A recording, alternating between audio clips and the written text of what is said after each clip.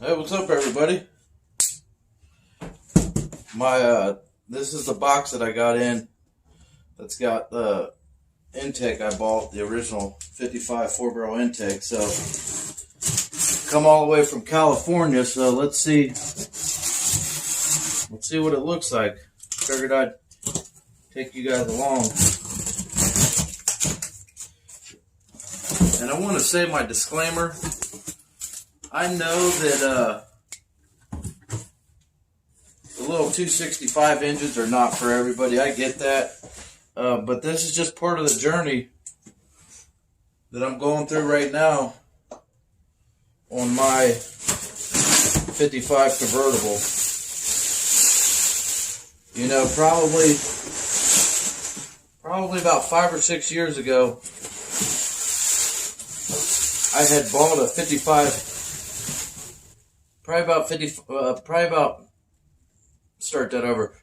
about 5 or 6 years ago, I had bought a 55 4-door. It was a 210. It was a green 4-door 210. And it had the original V8 in it with the 2-barrel. And I pulled that engine out. It was a 55 V8. I pulled that engine out and I set it in the corner. Then I ran it on eBay, and a guy on eBay out of Coshocton bought it, which is maybe about a little over an hour from here. And I asked him what he was going to do with the engine, and he said he was rebuilding that engine back bone stock, 2-barrel with single exhaust and everything, to put it in a 55 2-door hardtop. And it seems so strange to me. Why would you go through all that to just rebuild it a 2-barrel? And he said, I just wanted to be just how they was when you would have bought one brand new, basically. And now here I am, you know, a few years later down the road, and I'm building myself a 265. It's strange how things change like that. My first impression, the thermostat housing, you know, the water passage could be a little bit better. It's kind of pitted in there, but I guess that's to be expected. You always have high hopes for a California piece. I'm going to see if I can't just sit it right here on this intake for a second, or right here on this. This is that engine I just did a video on. And then we'll check it out together. But that's straight out of the box from California. So, I'm telling you right now, an intake should not be this daggone heavy. The guy told me when he shipped it, the shipping weight for the intake and the carburetor was 48 pounds. And now that I'm touching it right now, I believe that to be true. And he had it in this humongous box, which actually, you know, it actually got it here in one piece, which is cool. We got an ice storm coming in, so we might be froze over tomorrow. Let me get you off this stand here, and here, because this is where your temperature gauge goes on a 55 Chevy, and it was dated H26. See, and I got to look at this carburetor and see exactly what this is. 61020 to see if this is the original carburetor.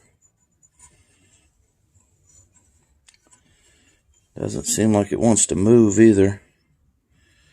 Which I really wasn't buying the intake because of the carburetor, but if it's the right one, that's a plus.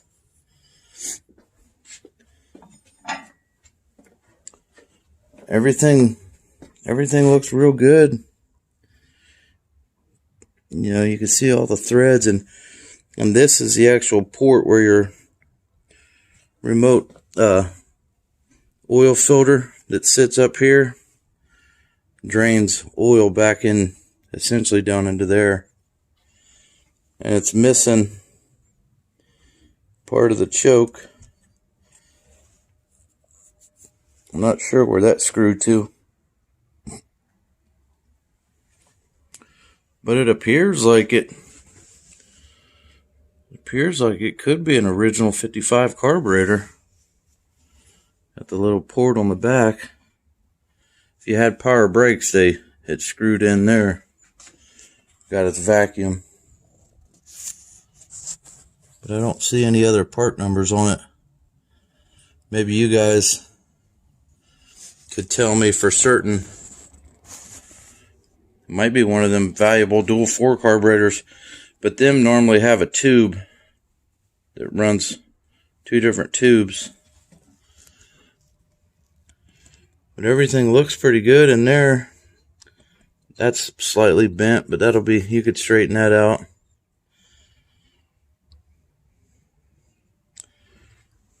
Look at the little tiny 5/16 fuel line.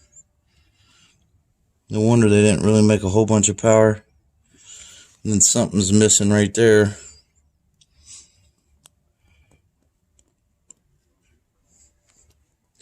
Well, there it is, guys. That's straight off the FedEx truck from where in California?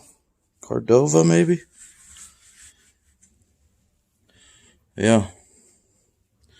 So that's one more piece to the puzzle. And I'll run this while I break the engine in, because then I can run the remote oil filter. And on the 2.4 barrel, I want to eventually put a 2.4 barrel intake on my motor when it gets rebuilt. But the thermostat housing sits kind of at an angle to where if I ran the remote oil filter, it would be like this. It'd be jacked way out, kind of above the fan.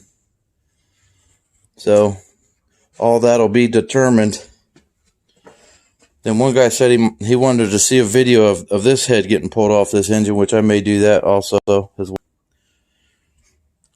Like, comment, subscribe. I'll catch you guys on the next video.